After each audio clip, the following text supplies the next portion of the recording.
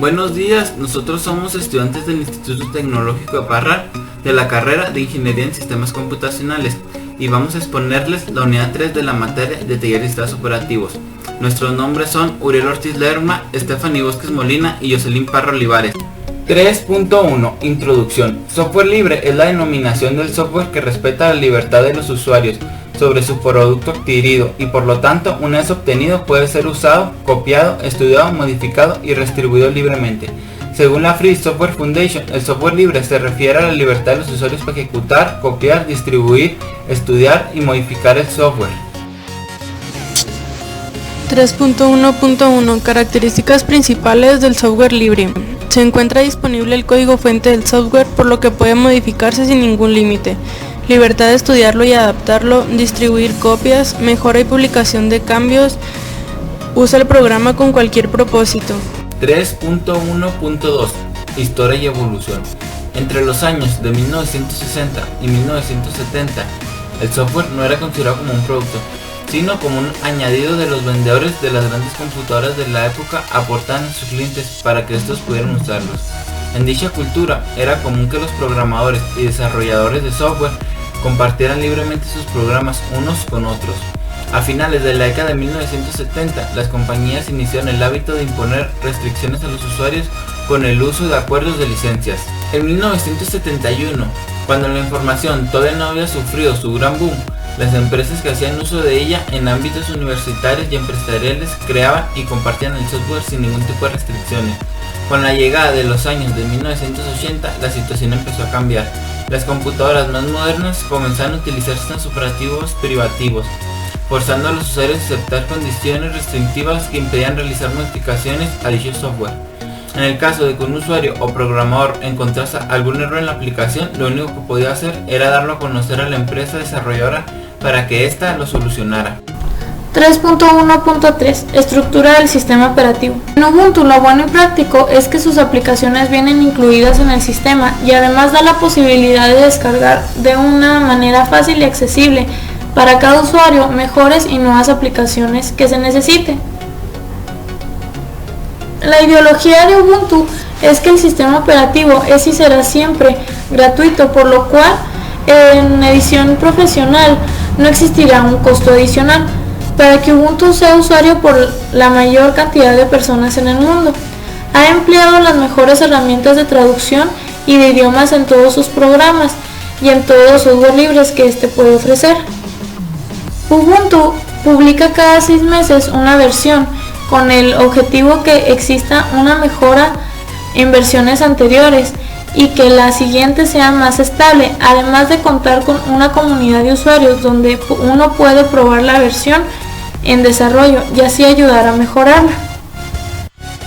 Finalmente, Ubuntu está totalmente comprometido con lo que es el desarrollo del software de código libre. Los usuarios pueden solucionar bugs, probar versiones inestables en el sistema para así mejorarlo y compartirlo.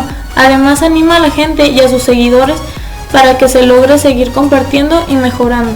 3.2 Requerimientos de instalación. Tomando algunas fuentes de internet, nos dimos cuenta de que los requerimientos para correr correctamente Ubuntu son los siguientes: procesador por 86 a 1 GHz, memoria RAM de 512 MB, disco duro de 5 GB, swap incluida, tarjeta gráfica VGA y monitor capaz de soportar una resolución de 1024 x 768, lector de CD-ROM o puerto USB, conexión a internet puede ser útil. Intel i915 o superior, excepto el GMA500, Nvidia con su controlador. 3.3 Instalación. En este tema veremos las diferentes maneras de instalar Ubuntu en nuestros equipos, así como su misma configuración del sistema, seguridad y la red. También veremos qué son los niveles de ejecución y qué significa cada uno de ellos. 3.3.1 Métodos de instalación. Entre los diferentes métodos que se pueden utilizar para instalar Ubuntu en nuestros equipos se encuentran disponibles mediante: si ya se tiene una versión de Ubuntu, actualizarlo. Instalación limpia de Ubuntu mediante un Live CD o un Live DVD. 3.3.2 Instalación. Aquí veremos cómo instalar Ubuntu mediante las anteriores maneras dichas, lo cual nos ayudará si en un futuro queremos tener Ubuntu en nuestros equipos. Si ya se tiene una versión de Ubuntu y recién acaba de salir una nueva versión, se puede actualizar mediante el siguiente comando: sudo update manager. O ir a gestión de actualizaciones. Es preferible siempre actualizar unos días antes de que se libere una nueva versión de Ubuntu o pasadas unas semanas desde que se libera. Instalación limpia de Ubuntu mediante Live CD, Live DVD. Para instalar Ubuntu desde un CD o un DVD se deben elegir los siguientes pasos. Primero, conseguir el archivo ISO del sistema operativo. Se puede descargar de su página de internet. Después, grabar el programa en el CD o DVD. Una vez grabado, hay que reiniciar el equipo y elegir reiniciar la computadora desde el disco y tendremos que elegir el idioma. Probar Ubuntu antes de instalarlo. Luego de indicar el equipo desde el CD o DVD, se puede elegir una opción, probar Ubuntu sin instalarlo. De esta manera el sistema operativo se ejecutará en el disco, permitiendo explorar el diseño. Abrir el archivo de instalación del escritorio, marca la opción descargar actualizaciones automáticamente e instalar software de terceros. Esto último permitirá reproducir archivos MP3 y ver videos flash, como por ejemplo los videos de YouTube. Configurar la conexión inalámbrica. Elegir la ubicación. Esto se hace automáticamente si se está conectado a internet. Hay que verificar que la zona horaria que muestra es la correcta y hacer clic en continuar. Ingresar información del usuario. Aquí hay que ingresar toda la información que contendrá el usuario principal. Para finalizar, la instalación comenzará. Luego de este proceso se podrá ver varios consejos sobre cómo utilizar Ubuntu. Se tendrá que reiniciar el equipo cuando finalice la instalación y listo, se tendrá Ubuntu instalado. 3.3.3 Configuración del sistema de seguridad y de red. En la instalación del sistema operativo Ubuntu se configura automáticamente el servicio DHCP para que el router asigne automáticamente una IP. Se necesita que la tarjeta de red tenga IP estática, ya que cuando se comporta un servicio web o FTP se deberá abrir y redireccionar el puerto 80 para web y el 21 para FTP hacia el server. Se arranca el servidor y se accede a la terminal con el usuario del equipo que se creó la instalación. 3.3.4 Niveles de ejecución. Los niveles de ejecución es cada uno de los estados de ejecución en los que se puede encontrar el sistema Linux. Existen 7 niveles de ejecución en total. El nivel de ejecución 0 es apagado. El nivel de ejecución 1 es el monusuario. Solo se usa el usuario root y no es necesario tener una contraseña. El nivel de ejecución 2 es el multiusuario sin soporte de red. El nivel de ejecución 3 es el multiusuario con soporte de red. El nivel de ejecución 4 es como el nivel de ejecución 3 pero no suele usarse. El nivel de ejecución 5 es el multiusuario en modo gráfico y el nivel de ejecución 6 es el reiniciar. 3.4 Estructura de directorios. Linux, al igual que Unix, organiza la información del sistema en una estructura de árbol jerárquico de directorios compuesta de ficheros. Esta estructura se forma mediante un sistema de ficheros raíz y un conjunto de sistemas de ficheros montables. Un sistema de ficheros es una estructura de directorios completa. Para poder utilizar un sistema de ficheros hay que montarlo, o sea, enlazarlo a la estructura de directorios ya existente. Los sistemas de ficheros se montan automáticamente cada vez que se inicia el sistema operativo. Cuando un usuario se conecta al sistema, se encuentra un único árbol de directorios formado por distintos sistemas de ficheros que se encuentran montados en ese instante. 3.4.1 Preparación y administración de los sistemas de archivos. Cuando uno es un principiante en Linux, lo mejor es utilizar el sistema ext3, dadas sus relativas altas prestaciones y su depuración del sistema de recuperación de errores. Ahora, para los usuarios avanzados es recomendable utilizar el sistema XFC por sus altas prestaciones, su capacidad de almacenamiento y recuperación en que es del sistema. El sistema Razer FC podemos clasificarlo en prestaciones y confiabilidad como un estado medio entre el ext3 y el XFC. 3.4.2 Montaje y desmontaje de dispositivos. En el caso de Ubuntu, el comando mount admite directamente los directorios CD-ROM y CD-ROM 1 para el montaje de nuestras unidades, por lo que único que habrá es que escribir. Por ejemplo, para montar la disquera sería mount floppy. Si optimizamos el tipo de sistema de ficheros y o el dispositivo, Ubuntu tomará la información correspondiente del fichero etc, fztab, etc, el cual contiene información de los distintos sistemas de ficheros del equipo.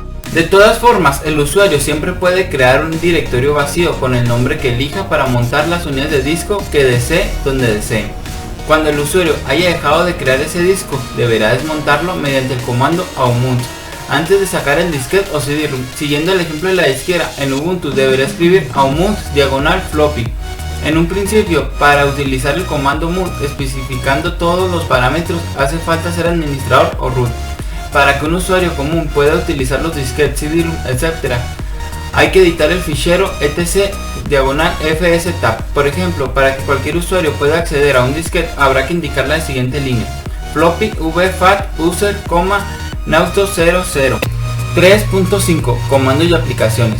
Los comandos más utilizados en Ubuntu son cd, que nos sirve para crear directorios, podemos usarlos en las rutas absolutas y relativas, mkdir, que sirve para crear las carpetas.